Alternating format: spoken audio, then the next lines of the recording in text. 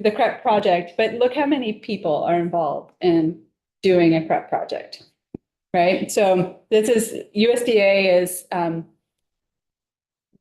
this one is Farm Service Agency. So they are actually like the fiscal agent. All the money that comes from USDA FSA comes from the Commodity Credit Corporation on the national level. And then Agency of Ag, this USDA program can stand alone as a CRP. The E means enhanced, which means you have a state partner. So across the country, they have these programs available through the federal government. And if a state chooses to engage in it, that's where you get a CREP.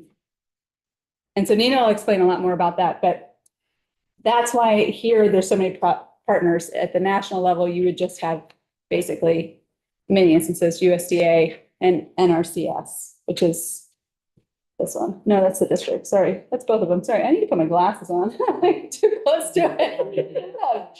So Partners for Fish and Wildlife, they are a federal partner as well, but they are only engaged in the forest buffer ones, not the grass ones. And so they help pay an additional amount of money, as well as this is actually their partners program for the Mother Fish and Wildlife. So all of that to say, it is not easy to put one of these on the ground because you're dealing with multiple federal and state partners.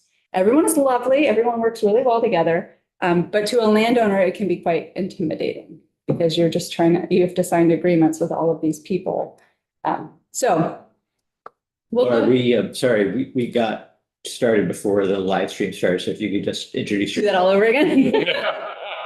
Yeah, all we need to do again. She's pretty good. Just your name. Yeah, sure. Laura Petro, and Agency of Agriculture, the Director of Water Quality. So. And good afternoon. For the record, Nina Gage, Assistant Director, Division of Water Quality in the Agency of Agriculture, Food and Markets. All right, a little bit of a delay, but that's okay. I move. You want to start? Yeah, maybe I could do that. Wow. We're like Canadian geese flying. You're the lead. You're the leader. Well, we appreciate the opportunity to come and speak to your committee this afternoon a little bit about some of the buffer programs that we run, the Agency of Ag. I got a nice photo here of a recently planted buffer. So to start, when we talk about working with farms to improve water quality, filter strips and buffers are a really effective tool. These are well researched in literature in their effectiveness. That effectiveness does vary based on the site conditions. What's not included in the literature as extensively is what it really means to talk with a Vermont farmer about taking their land and putting a filter strip and a buffer in place, right? That's a discussion, that's a negotiation with an individual on their private land and their private property about how we're going to go about that process and what it's going to look like. So we're going to talk about two of our buffer programs today, the first being the Conservation Reserve Enhancement Program. As Laura alluded, the E, or the enhancement, is an enhancement to a federal program called CRP, which is administered by the Farm Service Agency under USDA. So Laura's lovely sign alludes to the lengthy, somewhat intensive process involves a lot of partners. I'm sure you folks have had farmers in here this session talking about the complexity of programs. When you have multiple state and federal agencies, that complexity can grow to a certain extent. The other program is the Grass Waterway and Filter Strip Program. In Vermont statute, it's referred to, I think, as the Vermont Seeding and Filter Strip Program. It's got a couple of different names.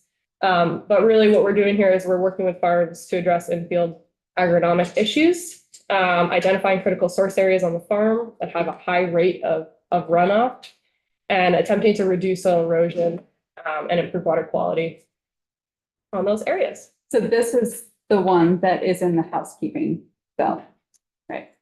Okay. Oh, this is the state program.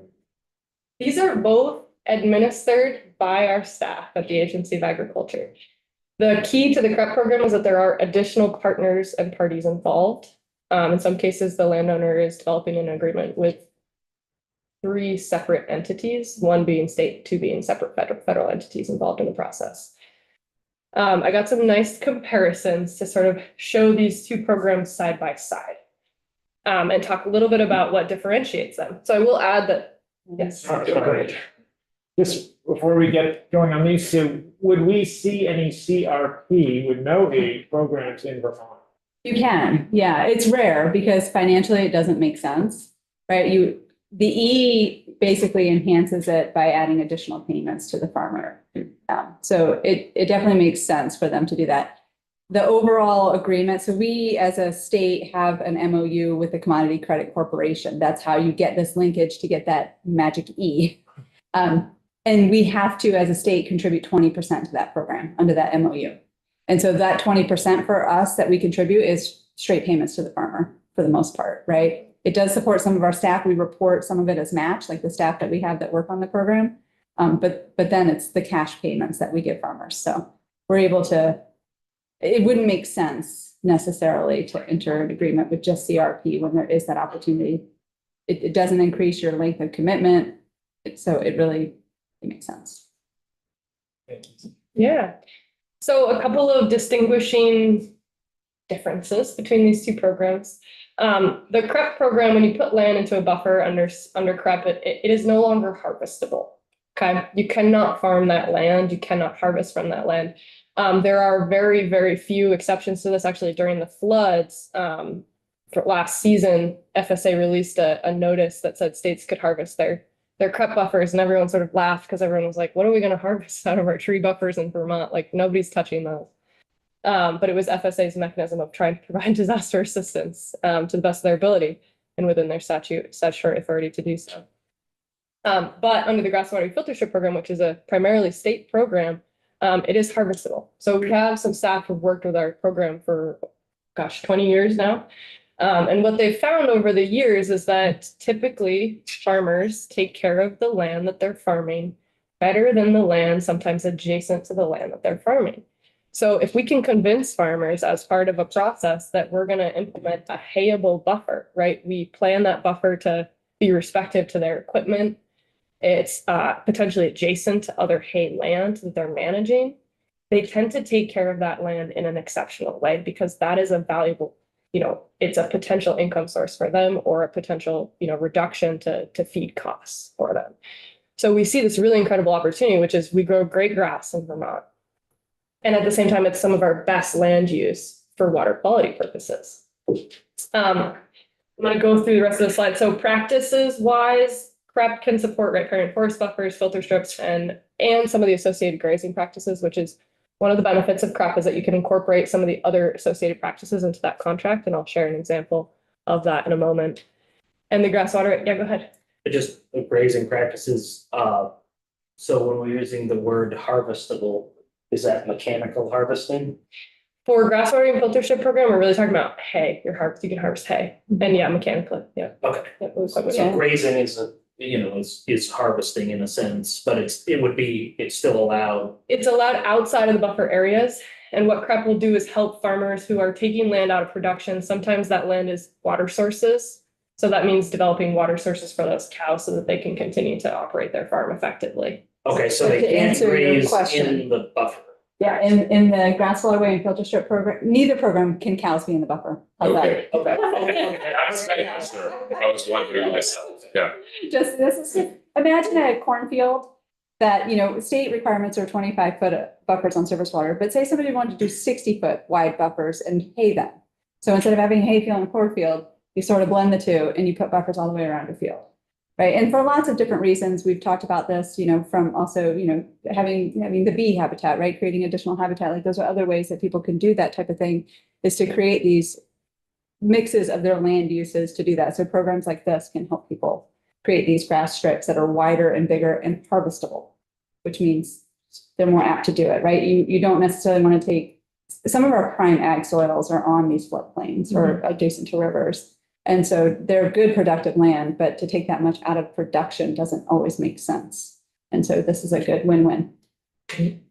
Well, go ahead, Dave. I was gonna say to that haying buffer strip, haying is not a monolith. There's so many different harvesting methodologies for collecting hay and baling. Some of them are quite invasive and include tilling up the soil. And so like, are you policing or setting rules or parameters around that? Yeah, no tilling to establish, but that's it. Okay, For the initial time, I've got some great photos and example projects I can hop into here. all right. Can you, and I promise this will be the last interruption. We prefer to be a back and forth, it means we're helping. Can you, just while we're here, tell us what filter strip means? Yeah, It's I mean, so it's an important term and yeah. Perennially vegetated area adjacent to surface water. And I think the biggest difference from someone implementing a filter strip to someone implementing a hay field is really just like the composition of species, right? Like we can implement species that's primary purpose is filtering, but we can also mix those species with other grass species that are beneficial for cows, right? Or for producing feed or for other things. And they still have a really high effectiveness for filtering runoff. The other incredible thing, and I think people forget about this, one of the most incredible mechanisms to remove nutrients from the landscape is to harvest them, right? So if we have a buffer and that buffer's job is to intercept runoff from a field over time, they can become saturated with nutrients, right? They're filtering runoff, filtering runoff, filtering runoff. One of the most effective ways to keep them operational is to harvest them, right? It's done so in a way that's, you're harvesting at an appropriate height so that you're invigorating regrowth of the grass species, but at the same time, we're looking to encourage good management of these areas. And that's a big piece of what we talk about in farms. Last piece on this slide is just the planning process timeframe. So as Laura alluded, with many partners, there is additional paperwork and process. So typically these projects take a longer period of time under CREC to implement. Under the grass water, Clarifying. yes. So now I'm confused, what is an associated grazing practice? If cows aren't allowed to be on it? let me walk into this example. They can be not in the buffer, that's it. Oh, okay. And crap buffers for livestock exclusion need to be at least 35 feet wide. So it's that 35 feet they cannot be in. But wait, there's more. I should have made this not bigger. Okay, so this is a CREP project. I want to say it's lecture might have been the year before. Sort of the orange area is land that was taken out of production, previously pasture. Okay, this was all pasture land. Cows had access to all the surface waters. The black lines are pipeline. So there's actually a water source pipeline, like appropriate, flow, gravity, sometimes pump bed. The blue bins are watering tubs. So essentially when working with this landowner, they said, we're going to take this land out of production. The landowner was willing to agree, but they also said, well, this is where our cows get water. Sorry, apologies. And at the same time, there was a component of like, if we're going to take this land out of production, we do need to put fence in. So in the case of this specific project, there was watering facilities, pipeline, there was a crossing, I think here, installed as part of the project as well, right? So the cows are going from one pasture, they need to get to the other side. How are they going to get there? We have a buffer going in. We need to put a reinforced crossing system in place so that the cows can cross with minimal impact. So I wanted to give you guys a breakdown based on costs, and there's a variety of costs. Did the same thing for the program, and then I actually looked at like the impact and the results of these, and I'll have an additional comparison on that. So in this project, it was just under 10 acres of forested riparian buffer that was implemented. The overall project cost about $100,000. The landowner paid $0. The landowner gained the infrastructure needed to continue to pasture their land areas, but it had to agree to about 10 acres of land that they lost as part of this process, okay? The install costs were primarily covered by FSA, with the remaining install costs covered by U.S. Fish and Wildlife, which is the Partners for Fish and Wildlife, which if it's a riparian buffer, they can provide the additional 10% cost share towards the cost of the practice install. We pay a one-time incentive payment at the beginning of these projects, as does FSA. And I will compile at the end what this means, like at the end of the day, how much the landowners pay per acre. How does that compare to other programs? So whenever you do a grazing project, Fish and Wildlife can get involved, and that'll make it 100% cost share, right? So basically zero to the landowner, but it always has to be trees. You can never take grass that's grazed and turn it into a grass filter strip because it's already grass. So you have to up the ante and put in trees. And some hay that's had a long history of just being hay would also fall into that category. But if it's land that's been, flipped from some annual crop to hay and it's got a rotation, then you can go to the filter strip. But so there's specific requirements in the program. If you've got a history of already being in grass, you basically have to up the ante and go to trees. All right, so here's an example of a project under the grass water filter strip program. I'll just walk you through with the map, sorry. So this was an area where there was not an adequate buffer. It was identified as part of an inspection, and the landowner wasn't really willing to make things happen. So we came in and said, we'll help cover some of the costs if you're willing to make it a little bit larger than the standard buffer width. These are some other fields nearby. Again, there was no buffer. They had like a minimal buffer. Again, it met the minimum requirements, but it wasn't really effective, right? We had planters on site and they were like, there's a lot of runoff coming off from these fields. These are continuous cornfields. These two field areas, we convinced the landowner as part of the project to seed them down to hay because there was what we call a critical source area. They're high slope fields directly running off into a river waterway. So we convinced them to seed these down into hay as part of this project. The overall cost was $30,000, so a lot less. It was a 22-acre project. The last one was about 10 acres of buffered. And it was lower cost. The landowner had more skin in the game. They paid upwards of $12,000 in costs for some of this reseeding work. And the state paid $17,850. And this is just a photo of the before and after. So you can see this tree here is that tree in the distance. So this was the pre-site photo of this continuous cornfield and what it really looked like. There's a stream on the edge of this field. And this was I think the spring after planted in the fall. This was the following spring. They went out, took some photographic site inspections and stuff to see how well it was, how well it had germinated, how well it was functioning. So this is under agreement for 10 years with this landowner to maintain as a filter strip. You can see it far exceeds the 25-foot minimum required width, but it did cost the landowner money. We discussed haying as part of this. I didn't have a chance to catch up with the landowner to ask him how that was going.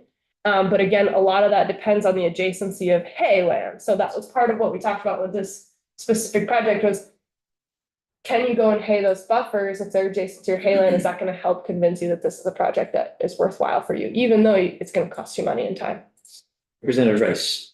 Yeah, I guess, my question was about that. So if you have anything else to say, just wondering, sort of like you described it as a landowner who wasn't necessarily wanting to take additional steps. And yet, a craft project comes at no cost to a landowner, and this project came, they've ended up paying for more than a third of the cost. And so I'm just wondering what that. Every project is different. Every landowner is different. I'll just say this is a project in this instance where, sometimes it's about creating good relationships with people. And the individual who's helping support this project, worked to develop a good relationship with this landowner. But CREP couldn't have done what this project did. No, I understand. Right? Yeah. Because it's the whole field. It's interesting on a national level, CRP. You can read articles, there's people who will buy a farm, they'll enroll it, they'll seed down the majority of the farm, they'll get the federal programmatic payments. And so they use it very differently, right? They're not using it in the way that and we've kept it very strictly in Vermont to be buffers, not to be used in that way. So it couldn't have done that in this case. They wouldn't be able to harvest that way. That's one of the biggest considerations when you're working with a farm is when you tell them they cannot farm that land any further that's in the buffer, doesn't always go over well. Sometimes that's the end of the conversation when we're talking about buffers beyond the minimum requirements. Yeah. And I'll say a lot of time, I don't think that conversation is about the environment. It's about the aesthetics a lot of times, right? The idea of letting stuff grow up and it starts to look, we have invasive species, we have a lot of problems. So when you back out of areas, it tends to start to look terrible in some ways, right? From the visual perspective. And so some people just have a lot of care and interest in making sure that it still looks tidy. So in this way, this does still look tidy to them and it's still functional and useful for their farm and it still works for water quality. So the idea of just planting trees or letting areas go may not have suited their inner desires. Representative Tupman. In working with farmers and developing grazing plans. So in a prior slide, you had a 7-paddock, yeah, not that one, you have a 7-paddock grazing plan there. You know, if I were the grazing planner, I'd have like 30 or so. Do you have to like make compromises with the farmer and suggest this, and then they're like, well, but we don't do it that way, and So a lot of times, with CREP, it's just the exterior fence, which means that farms can still run temp fence. okay. Yeah, to do smaller paddocks if they're doing management intensive grazing. And so these water trough locations really have nothing to do with a grazing plan.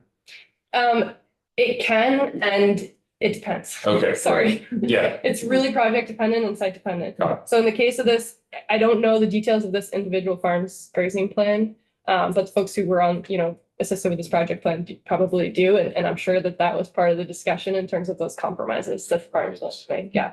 Management intensive grazing of areas adjacent to CREP is not a requirement of the CREP program. But of course, it's something that we do work with folks if they're willing and interested in moving in that direction. Mhm. Yeah, Lipsky. Yeah. A few years ago, well, so did either of you work on a conservation project in Stowe, Vermont called the Rickerson Farm? So you're familiar with the project. This, I was on the land trust board when we negotiated, but then I termed off. And on that project, there was a portion that came out of Moss Glens Falls on, let's call it the east side of Vermont 100. The farmer had grazed.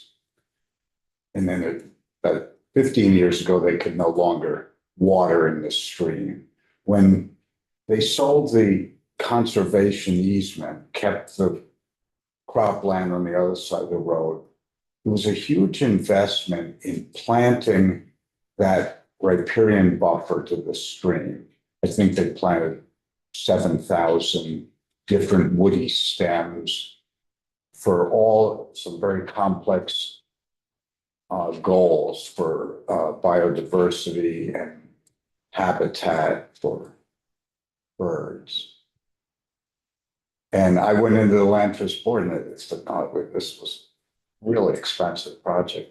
Last year, 100% of those stems, it looks like a gravel wash now. There's nothing left.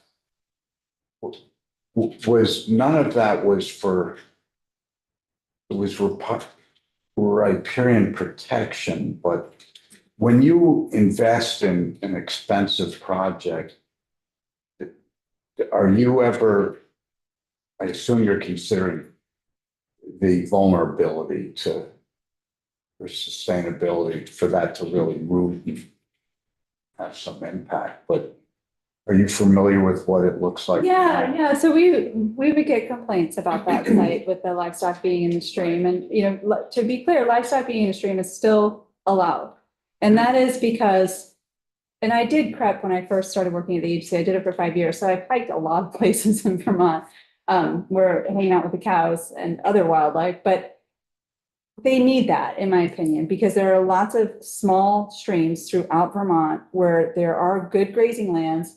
And in order to get infrastructure up there, usually uphill, in a space where there is a perfectly good stream, it doesn't make any sense to run that much fence, that much pipeline. And if you don't know for sure if that water tub has water in it and you got to get up there to make sure that that animal has access to water, it's a lot less likely that someone's going to, do okay in terms of the time commitment. So, and the damage and impact by those animals is not at that level. What we wrote for the legal term is you can't do it such that you're creating like a big hazard and erosion area and mucking it all up. But this idea of being able to access water is really critical to be able to utilize the landscape of Vermont. So we get complaints about this particular site because his animals were in that stream. And we tried for years to convince him to fence the animals out. But his argument was always very well noted that that river came through with a vengeance. And he's like, I can't fight a fence. I'm not going to win. The river's going to win this fence fight. And so, years we worked to try and develop a project that fit what was needed at that site. And so, yes, all the projects we ever implemented, if we all had a crystal ball to know what is a river going to do? Is it going to shift? Is it going to throw a bunch of gravel? You generally can look at a stream and know what the risks are, but then you get a big flood and you didn't see those coming, right? So you do your best to plan it. Sometimes they'll start planting trees farther back because they know it's pretty actively eroding to give the tree enough time, but it still may not be enough. So in essence, people do the best that they can, given what they know. But in an instance like that, you may have that happen. And the reality is I bet you trees will sprout through that gravel in a couple of years. And really what the bigger picture changes is over time, you will get that forested. It'll just take a while. And the river unfortunately won in the short term. And then the follow-up goes back to one of your earlier slides. You know, one of the horrifying things of meandering and oxbowing along bigger rivers like the Winooski in some of those broader floodplains, you see 45 feet of 10 or 12 vertical feet of gravel, the subsoil, topsoil just swept away in a high event like we had in July. I was just on the phone with some farmers yesterday who are getting ready to plant, getting ready for the season, and connecting them with our friends over at Ann Arbor, river management engineers who can help guide them on how to manage. But they have a pile of all kinds of stuff from the December flood that they had, already cleaned up from the July flood. So it's something that farms have to manage a lot of times is rivers move things, and that is out of our control to some extent. There are lots of things that you can and can't do, and there are programs that do that. We're really focused on the landscape and the land areas adjacent. Yeah. So there's no, miracle grass that can, fortify those stream banks that when DC, terror comes, it's. Japanese knotweed. yeah, well, not much terrible because they don't have deep roots, but DC has created, their whole policy is let the river wiggle, right? Because the more you constrain it here, it's going to move energy and force downstream. But one of the things with the CREP program and the land trust, actually, a number of years ago, one of the challenges is the land trust, a lot of the land trust money that goes to farmers goes through the USDA and then goes and moves to the land trust. So there's federal restrictions. It's a federal easement. Once you do a federal easement, you can't amend a federal easement. So the whole team of, the land trust type organizations, federal organizations, CREP program, all got together and said, how do we do this? So basically, if a landowner owns a river that's moving, DEC created an option called a river corridor easement. So in essence, what happens is you plant a CREP buffer, you buy the river channel management rights. So this is all if the landowner is of course willing to, it's all voluntary, but it means I will not riprap that stream in that area. So it's a corridor that it's meant to design to let the river wiggle. And so you might lose land on this side of the river, but you're gaining it on the other side. So if you own some wiggles, you can have, 10 acres, that stays generally 10 acres, but the river gets to flex a little. And then you put your conservation easement on the farm. So basically, before any conservation easement for development rights on a farm occurs, all of these questions are asked. Do you want to do anything else? Because once you do that federal easement, you can't then add a river corridor easement on top of it because you can't amend or overlay an easement. So that's sort of the tack that we work with in the state, is giving landowners all of the options so that they can make the right decisions if they want. And of course, they get payments, right, for those corridor easement rights.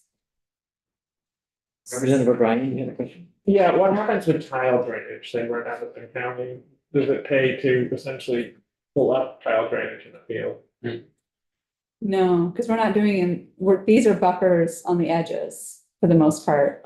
A seed down is different, but no one's. We haven't come across that situation, Yeah. at least in my experience, Yeah. where that's come up. Representative Trout.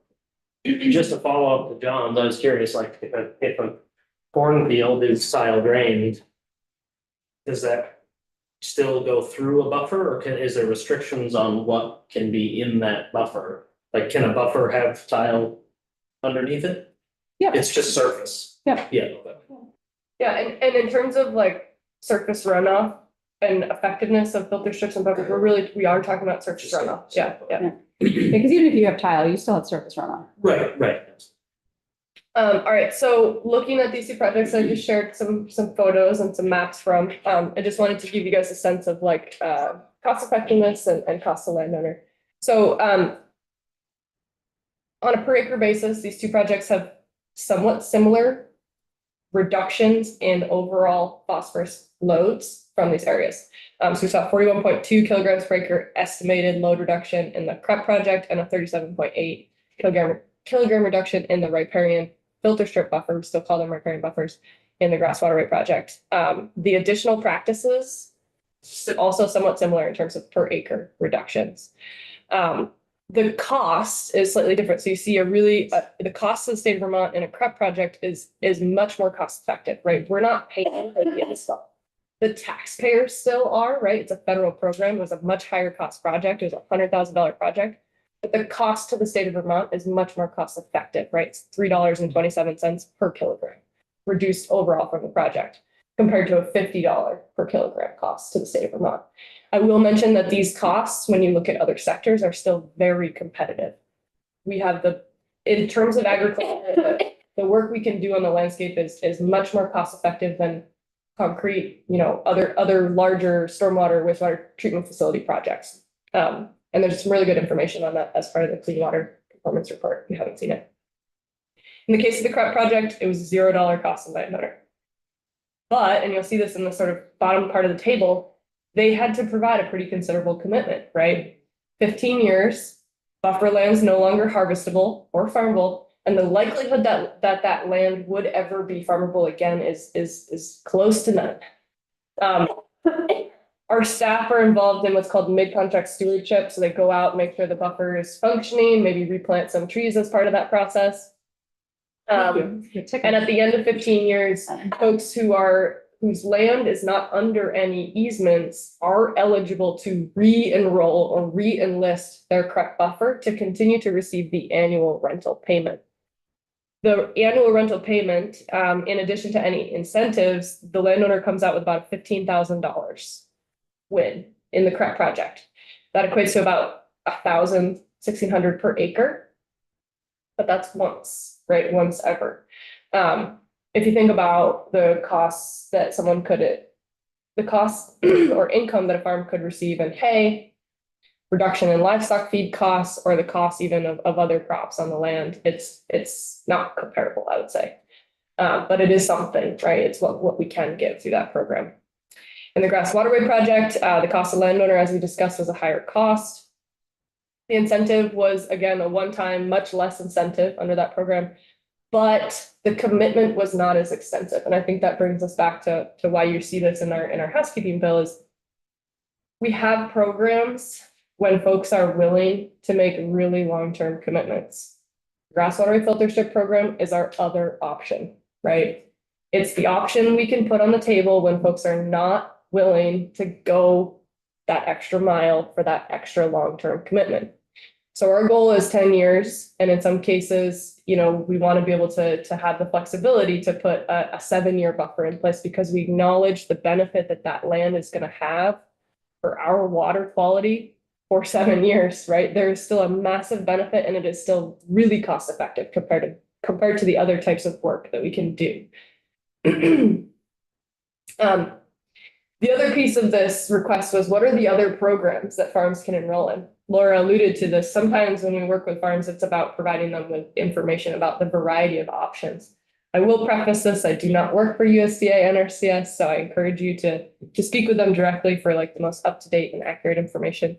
But it did pull some generic information about cost rates. So one thing to keep in mind about USDA EQIP or Environmental Quality Incentives Program is it's structured as a 75% cost rate payment.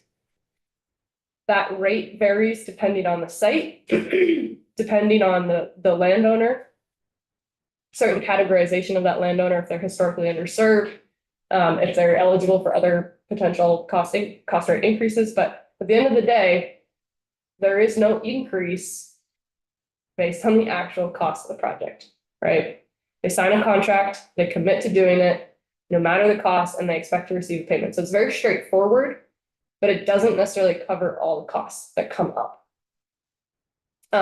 There's a couple different ways to plan these practices under EQIP. So filter strips we talked a bit about, these are typically perennial grass species that filter surface runoff, riparian forest buffers, you're planting trees and stems.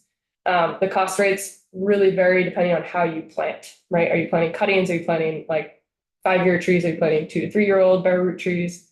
And then pasture and hay planting is NRCS's version of our payable buffers, right? So sometimes conservation planners under NRCS will work with a farm to establish those wider buffers. The rates are different depending on the practices that are used to plan that. And then the CSP program, Conservation Stewardship Program, is an enhancement program. So folks can sign up to make improvements to buffers or filter strips on their land. And that rate is reflective of the fact that most of that already exists. Maybe they're replanting, maybe they're adding species composition. Mr. O'Brien? What happens in the case where a farmer is out of business or it's sold and it's not a farm anymore? Yeah, speak to that. Yeah, well, we were talking on the way over here. You asked about if there are any CRPs. So I had a CRP on land that I had owned, and because I'm a state employee, I didn't even ask the question. I was like, I'm just not involving in, taking any state money. So I stayed with just the federal contract. And things happened, at that point, that was a 15-year commitment that I had made, and I thought that that was going to work for me. But in the end, it didn't, right? I needed to move. And in the end, when I sold the property, the new landowners that came in did not want to sign. They wanted to pay cash, which I thought was lovely. But they did not want to commit to a 15. Well, I think at that point, maybe there was like still 10 years left on it or something like that. So I had to pay back the federal government, right? Like that's what And it doesn't happens. carry through. Because they would not, if they took the contract, they would. Uh-huh. But I had to pay back the federal government, which was a real bugger, right? And I drive by and the darn thing's still there. The trees are very large, so it's like, it was just, I threw back money that, and in the end, I bought the buffer, which is fine at some level, but, in essence, I had it set up for the government would buy it for me. But so that's a real example of why, sometimes these commitments are hard. If for any reason you need to leave your land in a federal contract, you're on the hook if somebody doesn't want it. And if that's sometimes if you're selling an entire farm, it's hard to find a buyer that can buy that kind of farm and want to operate it and have a lot of strength. So that is the challenge, especially if for some reason you wanted to divide your land up or do other things with your land. If you're in these federal commitments, it's hard, right? It makes it much more complicated. It's not easier. And so just for the ease, some people just don't want to deal with it. And it makes sense, right? And again, I think that just goes back to like flexibility for us to work with landowners when they're willing to make changes, but respecting that, they're getting ready for a generational transfer on their property and the next generation isn't willing to make the commitment to do the same thing that the current, is, or vice versa, usually is what we see. Sometimes we got to wait for the transfer to happen before we can make changes, so. And Rice? The same thing would happen with the state program, right? If somebody was under the state program under the 10-year commitment and they sold the land and somebody didn't want it, they would owe the state money. I'm gonna knock on wood because we haven't had to go through that process, but we would have a lot of our legal counsel help us walk through the kind of steps that would need to happen. Comment on you. Yeah, no, I mean, generally, again, most things stay in place. And so we usually with things that we've had where people have transitioned, we've had people agree to take on what's going forward. But also sometimes, it depends on if there's, 2 more years left in it, it's likely to stay, we may not request funding back, but every contract that we sign with landowner says that we could request the funding back. So. And then before we get too far away from, you just threw out, back to the language that's in 301, you threw out, flexibility to enter into a 7-year agreement with the landowner. Is that it? Are you considering a number of years that is sort of like the bottom for which you would want to enter into this kind of work? Or I think something to keep in mind is sometimes we have grant agreements, and in those grant agreements are conservation practices that have associated lifespans. And as part of the agreement, we are requiring, let's say you as an operator, to continue to operate and maintain that practice for the lifespan of that practice. So let's say we have a riparian forest buffer, or let me use a filter strip example. With a 10-year lifespan, as part of the agreement, you're agreeing to that. But I'll take last fiscal year, we had 450 grant agreements, new grant agreements last fiscal year. So typically, Not in that program. no, in all of our programs, we manage a lot of agreements. So we might still go out and do mid-contract management, but we don't necessarily need the agreement to last 10 years because we can have practice lifespans that are associated with practices. Does that make sense? Okay. And they're both sort of equally binding from the landowner's perspective.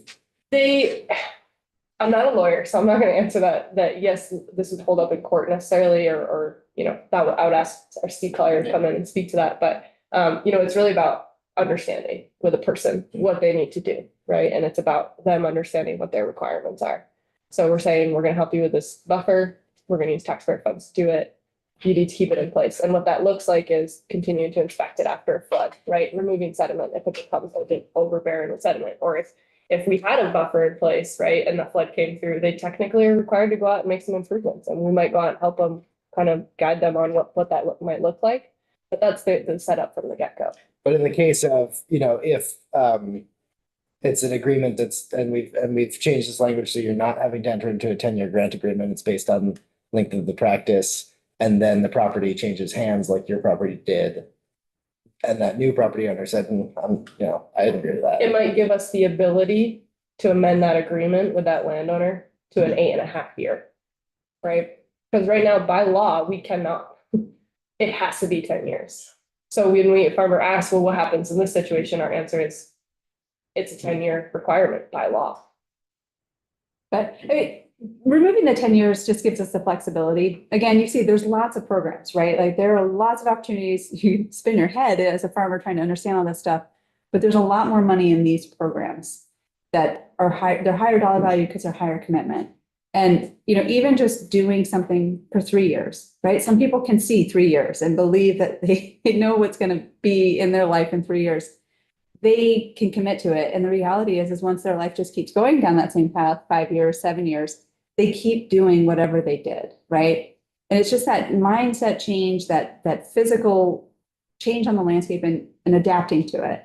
And so even if we just set up a 3-year contract for 3 years for just seeding this down, that might be enough for some landowners that, the GAP program, it's not meant to be a lead program. There are lead programs that have a lot more money. We want to pull down the federal money. But where we see that the other programs are not enticing enough because there's just too much fear and hesitation, we want to have something that can then just say, we don't want to walk away. We want to try and make this change.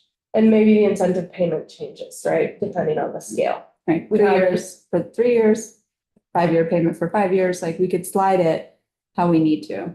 Okay. But right now we're stuck at 10. Yeah, thanks. Can I just ask, just on that slide you were on, yeah, so the sort of comparable NRCS program, filter strip program, or any of these, do they have a time commitment?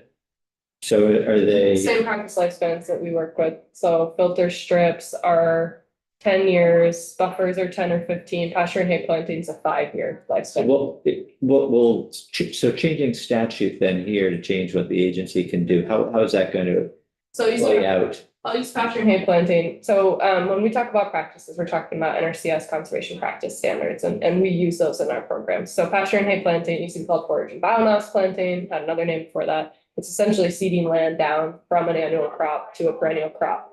Has 5-year lifespan, right? So what we just alluded to, we could enter into a contract. If I go back to this example, we seeded these 2 fields down with this landowner, but we required it for 10 years because of the law.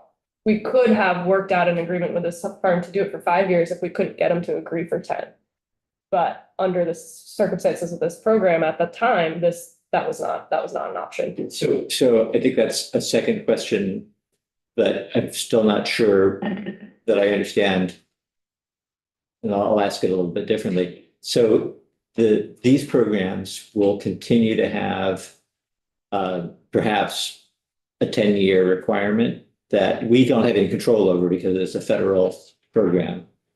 And so for a farmer who's considering, do I go here? Do I go here? I imagine, there'll be perhaps more farmers who would, instead of doing that program, look to the state program. Perhaps, but notice that this payment goes up to almost $900. The last one was at $500. And, if we're not doing 10-year, we're even going to be lower. So I think the feds usually pay a lot more. In most instances, it's almost double of what we pay. So the goal is never to be bigger and better in the lead, right? Again, we want to pull down those federal dollars, but it's a gap program to fill where there just isn't something that works for that landowner for whatever reason. Okay, good. And then I guess I'll just say that the piece that I'm now understanding that I don't think I understood earlier was that the intent here wasn't to eliminate any sort of time requirement, but to give the agency flexibility to use of, depending on the program and depending on other considerations, a different number. In some cases, it's really depending on the practice. And that's really what, when you look at federal programs, the lifespan depends on the length of time the landowner must commit depends on the lifespan of the practice. So when you're seeding down a large field area, a pasture and hay plant, under pasture and hay plant, 5 year, whereas filter strip's 10 year. Is that right, Brian? What's the sort of eligibility definition of riparian? Because I'm thinking of like waters of the state's the thing, but it's interesting. You're mostly focused on surface water, runoff with phosphorus or nitrogen in it, right? So are there federal or state programs for like a wetland or lakeside farms? Other water bodies that would carry away here and, There are lots of other Yes. programs. Okay. Yeah. another day. So, yeah, I would say wetland reserve easement is one, right? That's a wetland restoration program. There's Lakeshore, there's a program called Lake Wise, you could look into it. They help landowners assess lakeshore properties and develop plans to repopulate them with more beneficial species to filter runoff. But like the agency, if you go out to a farm and it's like a tributary, say running into a little moil, you can say how far up, we go on these creeks that we would like buffers. What's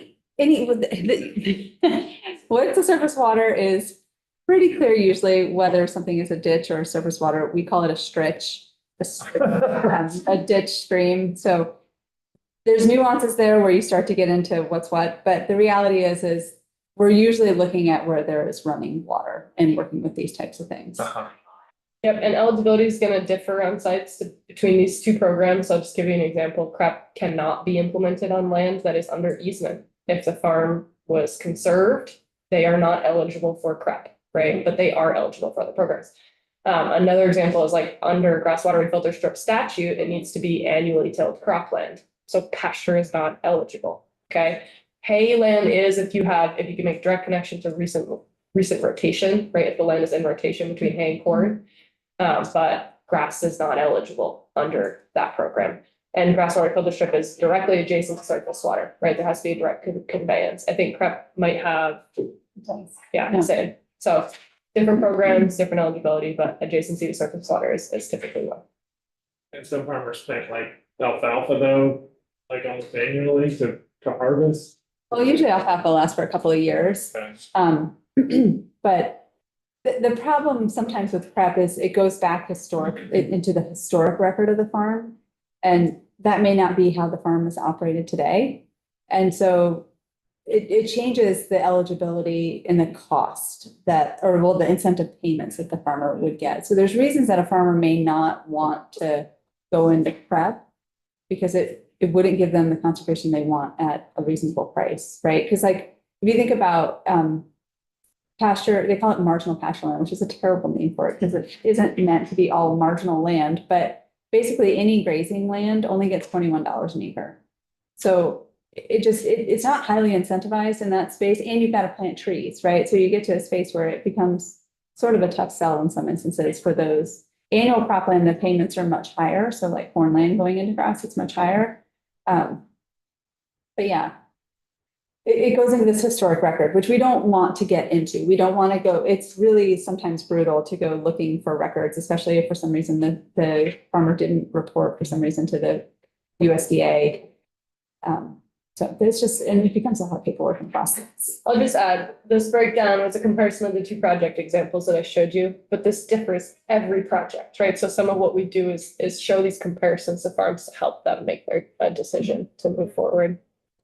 And we have, I think, some of the most amazing staff. I truly believe, Ben Gabos, he should win some Aldo Leopold Award or something, because the Ricketson is a great example of a project where Mr. Rickinson and family, we're not talking about any program when he walked in that door. And 10, 15 years later, you describe what that project is, and that is purely his persistence. And, he's a person that works for us and does prep. But he does every program. He does not show up at a farm and not explain to them every single option, and he'll crank out numbers, and he will do it 15 times until a landowner truly understands what all of their options are and decides what they want to do. So it's very complicated. And to look at all of this and try and think about what you want, you can see it all once and think it all makes sense. And then you look at your paperwork later and you're like, wait, what? Which commitment is which? And so it's just that persistence that, in my opinion, I've seen some really lovely projects that he's created that puts all of these programs together and really puts a nice package together for farms. And here's another example of a beautiful one. So I just want to give you guys a little bit of a sense of what these look like, other projects. So this is 2008. And again, there are positions in state government that you see people come in and out of for 2 or 3 years. This is not one of them. The folks we have doing this program work have been doing this work for their entire careers. And they go back to these sites all the time, and they know exactly what's going on, and they make sure landowners are staying on top of everything they need to. And to be clear, that would not be allowed. That is surface water in a production area, which is different than surface water out in the yonder. So landowner committed to a buffer and fencing their cows out so that it reduced the size of the production area. That there was stream crossing installed, and then again, one of the benefits of CREP is that it can include some of the other practices. In this case, there was a water tub installed because previously the cows were using the stream for watering source. And if you think of this, the road is right here, right? And then the Right. hillside you can see. So it's a very narrow valley where this farm, has been there for a while.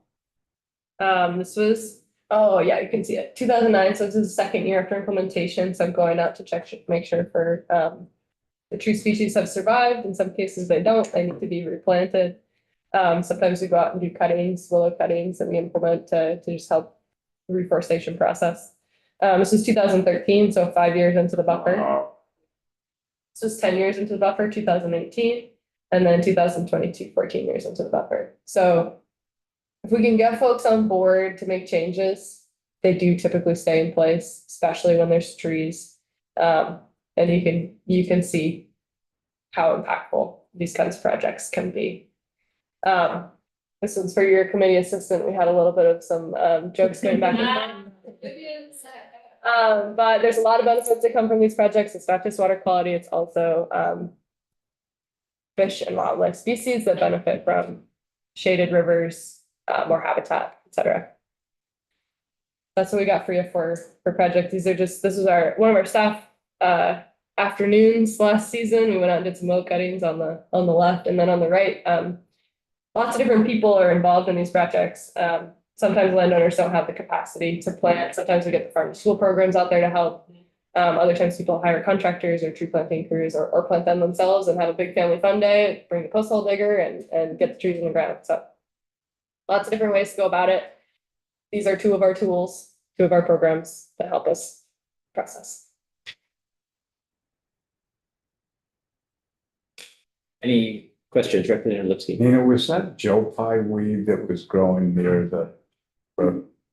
Good eye, Representative. Got a lot. Got a lot of intimate connection, Joe. Yeah.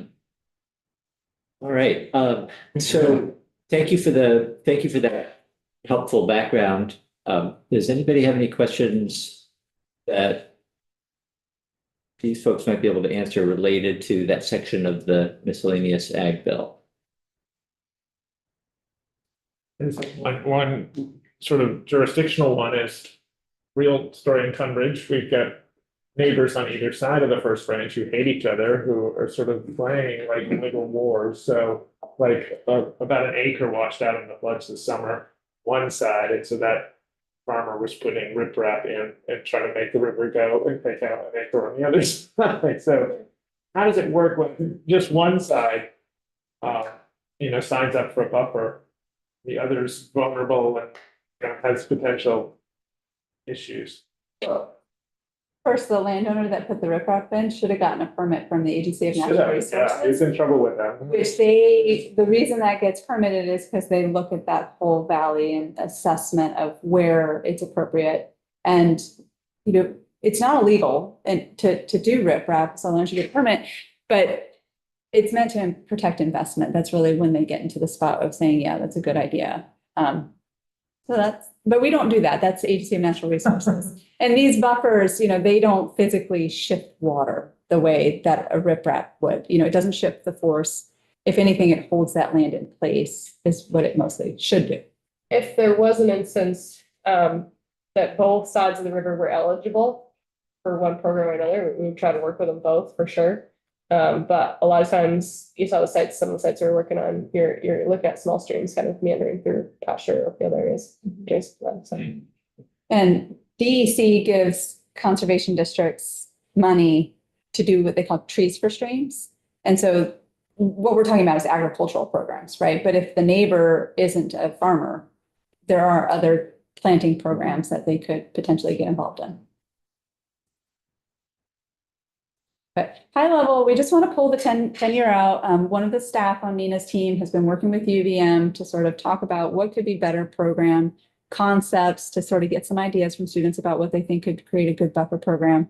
Again, you know, we're still in the design phase. You know, we've done that discussion. They spent all last semester, I think it was, with those students in that whole class.